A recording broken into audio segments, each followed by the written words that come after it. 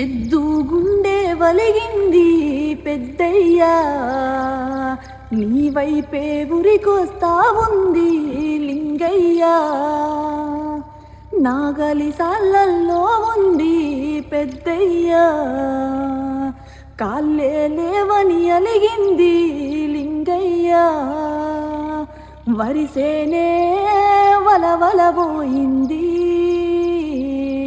వరిగడ్డై నీ ఇంటికి వచ్చింది. సామంతే సిత్తురబోయింది, బంతి గడ్డై నీ ఇంటికి వచ్చింది.